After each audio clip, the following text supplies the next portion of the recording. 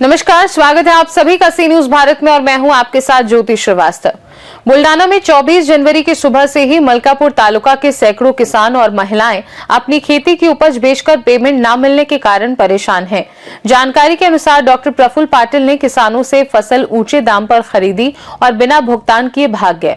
किसानों ने 10 अगस्त 2024 को पहले ही पुलिस अधीक्षक और संबंधित अधिकारियों को शिकायत दी थी, लेकिन अब तक कोई कार्यवाही नहीं हुई। भारी बारिश और फसल नुकसान के बीच किसानों को आर्थिक तंगी का सामना करना पड़ रहा है। किसानों ने मलकापुर उप जिला तहसील कार्यालय के सामने भूख हड़ताल शुरू की, जिससे प्रशासन और सरकारी अधिकारी उनकी समस्याओं से अवगत हों और न्याय दिलाया जा सके। किसानों ने बताया कि कई परिवारों को गंभीर नुकसान हुआ है। कुछ किसानों के बेटे विदेश में पढ़ाई छोड़ने को मजबूर हुए, कुछ बेटियों की शादी टल गई। बकाया भुगतान न मिलने से दोबारा फसल बोने के पैसे नहीं है। बैंक के कर्जदार दबाव में हैं। 26 जनवरी 2026 को मलकापुर विधायक चैन सुख संचेती कृषि उपज बाजार समिति के अध्यक्ष संजय काजले, पुलिस प्रशासन के अधिकारी डीवाईएसपी आनंद महाजन, विभाग के अधिकारी राउत ने किसानों से मुलाकात की। उन्होंने आश्वासन दिया कि किसानों का भुगतान वसूल किया जाएगा और न्याय मिलेगा। इसके बाद भूख हड़ताल समाप्त कर दी गई। किसानों का कहना है कि यदि उनकी रकम जल्द नहीं दी गई तो वे और कड़े आंदोलन के लिए तैयार हैं। गुणवंतर धोरण आमचे सर्वांचे आम्ही जेवढे शेतकरी इथं उपोषणाला बसलो यांचे सर्वांचे कापसाचे पैसे डॉक्टर प्रफुल्ल पाटील यांच्याकडे 1.5 वर्ष अगोदर आम्ही त्यांना कापूस दिला होता। त्यांनी आमचे कापसाचे पैसे न देता ते परस्पर फरार झाले। आम्ही पोलीस स्टेशनला सुद्धा कंप्लेंट केली। मला वाटते 10/8/2024 रोजी वेळोवेळी आम्ही त्यांच्याकडे गेलो। परत एसपी ऑफिसला सुद्धा आम्ही भेट दिल्या। त्यांनी आम्हाला आश्वासन दिलं की आम्ही त्यांना पकडून आणतो, शोधून आणतो, पण अद्यापर्यंत काही कोणत्याच प्रकारची कसलीच कारवाई झाली नाही आहे। आणि दुसरा विषय म्हणजे असा आहे की त्यात जी आरोपी आहे वैशाली प्रफुल्ल पाटील या बाईची बेल झालेली आहे आणि ती बाई शांत डोक्याने ज्या आरोपींच्या ज्या प्रॉपर्टी आहे त्यांची विल्हेवाट लावत आहे। 2-4 प्रॉपर्टी त्यांनी दुसऱ्याच्या नाव ट्रान्सफर केल्या म्हणजे विकल्या। आमची अशी मागणी आहे की त्या प्रॉपर्ट्या त्यांचे सीज झाल्या पाहिजे आणि त्या विक्रीचा मार्ग मोकळा होऊन आमचे पैसे त्यातून मिळावे ही अशी आमची विनंती आहे।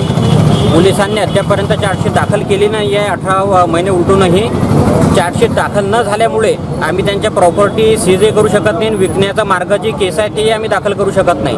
बाजी बॉस्का गायना लोणवाडी येणं आम्हाला गावात येऊन डॉक्टर प्रफुल्ल पाटील येणं सांगलं की मी नोंदणी करून देतो, तुम्हाला मार्केट कमिटीच्या पावत्या आहे, लाल पावती, आणि तुम्हाला चेक तरी मिळणार आहे। त्यानं सांगून आमचा कापूस खरेदी केला आणि आमची एवढ्या शेतकऱ्याची फसवणूक केली। तर हे मार्केट कमिटीवाले बी काही निर्णय घेऊन नाही राहिला। आमच्याकडे पावत्या आहे, पूर्ण चेक आहे, याच्यावर पोलीस प्रशासन काहीच करून नाही राहिली। याच्यासाठी आमचं उपोषण मांडलं। तुम्ही किती रुपये, तुमचा स्वतःचा किती रुपयाचा आहे? 6 लाखाचा। मी उमेश साहेबराव गालमोडे, कृषी उत्पन्न बाजार समितीचा हा आरोपी परवानाधारक आहे, परंतु यांनी परवानाधारक आहे। आम्ही कृषी उत्पन्न बाजार समितीला बरेच वेळा निवेदन दिले, परंतु कृषी उत्पन्न बाजार समिती हे आम्हाला म्हणते की 24 तासाच्या आत क्लेम केला गेला पाहिजे, परंतु त्याची CC किती लाखापर्यंत आहे आणि हा व्यापारी कितीपर्यंत माल विकत घ्या याच्याकडे कृषी उत्पन्न बाजार समितीचं कोणतंही लक्ष नव्हतं। याच्या कुठेतरी कृषी उत्पन्न बाजार समिती हे सुद्धा या घटनेस जबाबदार आहे। विजय नारायण देशमुख, राहणार दाताळा, अल्पभूधारक शेतकरी आहे। मी 2 वर्षाचा साठवलेला कापूस डॉक्टर प्रफुल्ल यांना विकला होता आणि त्यांनी मला चेक दिला होता। चेकची तारीख दिली होती। चेकची तारीख संपल्यानंतर मी त्यांच्याकडे चेकची रक्कम मागायला गेलो नगदी स्वरूपात, तर ते म्हणाले की मी RTGS मारून देतो। नंतर त्यांनी चेक वापस घेऊन मला RTGS मारून दिला। माझ्या खात्यात मी जाऊन पाहिले असता माझे पैसे आलेले होते। 3,43,600 रुपये मला मिळाले होते, परंतु मी मला ते पैसे 20 मार्च 2024ला मिळाले। नंतर मी आता 30 डिसेंबर 2025ला पैसे काढायला विड्रॉल करायला गेलो, त्यावेळेस साहेबांनी सांगितले हे पैसे मिळत नाही तुम्हाला, हे पैसे होल्ड झालेले आहे। माझ्या खात्यात आलेले पैसे हे होल्ड झालेले आहे आणि ते होल्ड झालेले पैसे मी विचारणा केली असता त्यांनी सांगितलं की हे सायबर ब्रांचमधून तुम्हाला होल्ड लागलेला आहे। पूर्ण तपास केल्यानंतर असं समजलं की डॉक्टर प्रफुल्ल पाटील यांना बालाजी मला आरम ट्रेडिंग कंपनीपासून पैसे न येता बालाजी एंटरप्राइजेसमधून RTGS आलेला आहे आणि ते RTGS बालाजी एंटरप्राइजेसमधून आलेले जे आहे हे प्रफुल्ल डॉक्टर यांना फ्रॉडमधले पैसे मला पाठवलेले आहेत आणि ते एका केरळमधल्या 70 वर्षीय रिटायर्ड टीचरचे पैसे हॅक करून आमच्या खात्यात पाठवले गेलेले आहे आणि त्या महिलेने ही तक्रार 5/9/2025 ला केली असल्यानं 6/9/25 ला आमचे खाते होल्ड करण्यात आलेले आहे.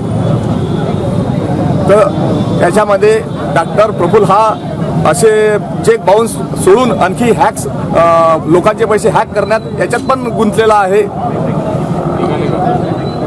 हा, माझं नाव निळकंठ पुंजाजी मोरे, मुक्काम पोस्ट दाताळा, तालुका मलकापूर, जिल्हा बुलढाणा. वय 69. मी शेती करतो, शेती मजुरी काम करतो. मी 1/4/2024 रोजी 23 क्विंटल 80 किलो कापूस प्रफुल्ल पाटलाला दिला आणि त्यांनी मला 2 महिन्याचा करार सांगून की बुवा 2 महिने 10 दिवसात तुमचे पैसे मी देतो. तर त्यांनी मला एक चेक दिला आणि एक नोटरी पण सुद्धा करून दिली. माझ्याकडे आज उपलब्ध आहे कागदपत्र आणि चेक बी सुद्धा आहे आणि मी तो चेक मी त्या बँकेमध्ये गेलो घेऊन तर तरी 2 वेळा चेक वापस आला. माझं नाव लता विजय पाटील आहे. मी दुधलगावचे राहणारे आहे. डॉक्टर प्रफुल्ल पाटील यांनी आमची कापसात खूप फसवणूक केलेली आहे. आमचे शेतकरी जीवन असल्यामुळे आमचे खूप हलाखीचे जीवन आहे. मुलाबाळांची आबाळ होत आहे, कष्ट करावं लागतात. मुलाबाळांची खूप हाल चालू आहे. मुलांचं शिक्षण अडथळलं. या डॉक्टरने खूप आमच्या अशी वाईट वागणूक केली, विश्वासघात केला शेतकऱ्यांचा. त्यांनी आम्हाला खूप विश्वासात घेऊन तुमची स्वतःची किती रुपयाची फसवणूक झालेली आहे? आमचा 156 क्विंटल कापूस विकलेला आहे. त्यांनी आम्हाला आश्वासन दिलं होतं की विश्वास ठेवा माझ्यावर. मी जसं आपला भागातला मलकापूरमधला डॉक्टर आहे, माझ्याकडे खूप इस्टेट आहे, मी तुमची फसवणूक करणार नाही असं गोड बोलून आमचा घात केला. आमच्या मुलांचं शिक्षण अटकलं. त्याच्यामुळे आम्ही खूप वेळा गेलो त्यांच्याकडे. त्यांना म्हटलं आमच्या मुलांच्या फीससाठी तरी पैसे द्या.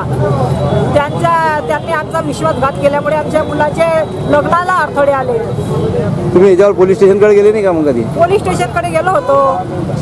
त्यांनी तक्रारही केले होते, पण ते असं इकडले तिकडले बहाणे टाकून ते काही केस पुढे घेत नव्हते. तिकडे लुच्चेपणा आहे. विधानपूरचे आहे, शेलगाव बाजारचे आहे मी. आमची पण अशीच फसवणूक केली आहे डॉक्टरांनी. त्यांनी आमचे खूप पैसे घेतले, फरार झाले. आम्ही कंप्लेंट केली पण ते काही कोणी लक्ष द्यायला तयार नाही. तुमची किती रुपयाची फसवणूक आहे? आमची 17 लाख आहे. आम्हाला ते पैसे परत मिळाले त्याच्यासाठी आम्ही उपोषणाला बसलेलो. माझं नाव जयश्री गुणवंतराव धोरण, राहणार उमाळी. प्रफुल्ल डॉक्टरनी आमचा कापूस घेऊन आम्हाला खूप आशेवर बसवलो की दुप्पटनी पैसा देऊ, पण आम्हाला दुप्पटनी पैसा काही भेटला नाही. जो होता तो पण देत नाही आहे. त्यांच्याकडे गेलो तर ते आम्हाला मारायच्या धमक्या देत आहे. म्हणजे 8 दिवसाच्या आधी आमच्या घरी म्हणजे 4 लोक येऊन माझ्या मिस्टरांना धमकी दिली की तुम्हाला मारहाण कर. तुम्ही पोलीस स्टेशनमध्ये तक्रार नाही केली का अशी? पोलीस सांगितलं पोलिसांनी, पोलीस काहीच करत नाही. पोलीस प्रशासन म्हणता फक्त आशेवर बसवत आहे आम्हाला की थोडा वेळ थांबा देतील ते काहीच करत नाही. तुमच्याकडे जे मारहाण आले तुम्ही त्यांना पाहिलेला का? त्याचा चेहरा ओळखता का तुम्ही त्यांना? सर्वांना ओळखीची जाईल ना दादा. ती ओळखीचे आहे? सर्व ओळखीचे. त्यांच्या हाताखालचे कंपाऊंडर आहे ते सर्वच. तुम्ही त्याची FIR फाडलेली आहे का स्पेशल अशी काही? त्यांनी FIR फक्त आम्ही दर्ज केली होती. पोलिसांनी काहीच केलं नाही. आज पण आम्हाला धमक्या येतात. उपोषणाला बसलं तर आम्ही तुम्हाला मारहाण करू. उपोषणाला आमचा पैसा मागत आहे ना, आम्ही दुसऱ्याचा पैसा मागत आहे का? पैसा आमचा आहे, कष्टाचा पैसा आहे, हा कामाचा पैसा आहे. हा कोणाच्या मेहनतीचा नाही ना, आमच्या मेहनतीचा पैसा आहे.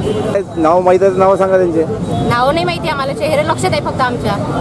कुठले तुमच्या गावातले आहे की अजून कुठले? इथलेच आहे, मलकापूरचे पैसे आहे ना. त्याची नावं माहिती असता का कोणाचे? ते पैसे देऊन मारहाण करायला सांगता. तुम्ही हे पोलिसांना सगळं सांगितलेलं ना? असं सांगितलं होतं ना आधी. पोलिसांनी काय केलं याच्यावर? काहीच केलं नाही, काहीच कारवाई नाही. गीताबाई सुभाष वसतकर, राहणार उमाडी.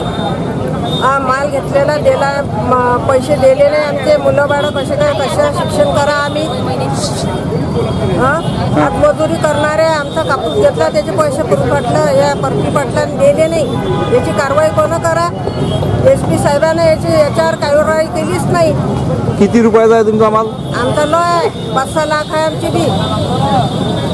तुम्ही पोलिसांकडे गेले होते का? हा गेले, केसा केल्या, पण कोणच काही केलं नाही आमचं. माणूस आमचा पैसा पैसा करता करता बाहेर गावाला निघून गेले, जमलून राहिलं, माणूस दिसून नाही राहिला. मग मी मुलं बाळं कसे का पोसा आता त्याची पण तक्रार दिलेली आहे का तुम्ही पोलीस स्टेशनला? दिलेला मी कारवाई करेल आहे, पण कुठे आहे? किती दिवस झाले ते जाऊन? 4 महिने.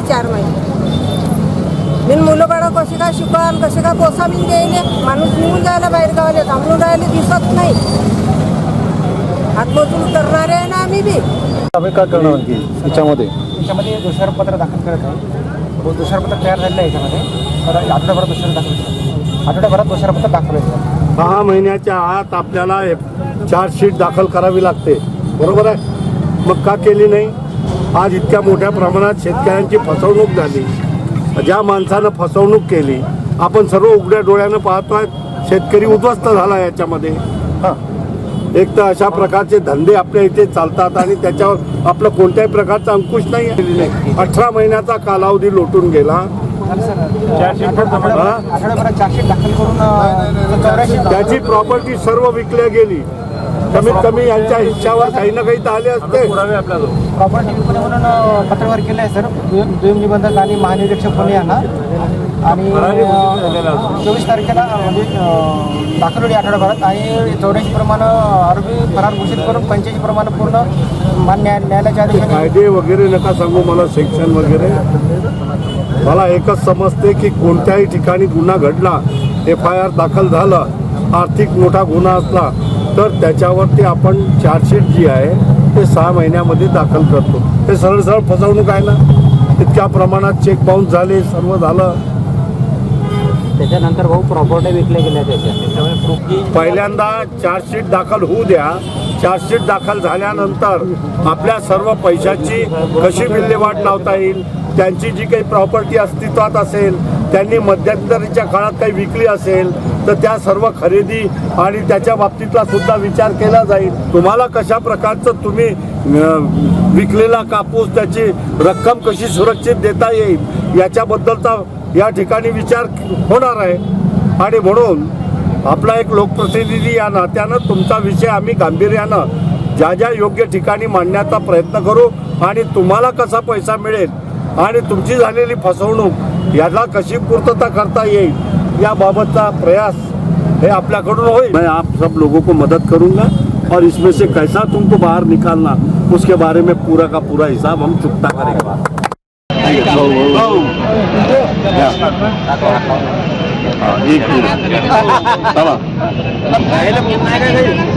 ते बाया सर्व ऐकून घेतलं त्यांनी. त्यांच्याकडे द्या, जरा बायाकडे द्या, एक तिकडे द्या. बुल्डाना से सीनू संवाददाता सीमा संदीप साहब जी की रिपोर्ट। किसानों ने चेतावनी दी है कि यदि जल्द ही उनके भुगतान और न्याय की कार्यवाही नहीं हुई तो वे और सख्त आंदोलन के लिए तैयार हैं। खास रिपोर्ट में फिलहाल के लिए इतना ही। बने रहिए सी न्यूज़ भारत के साथ। हर खबर आपके साथ, आपके हाथ।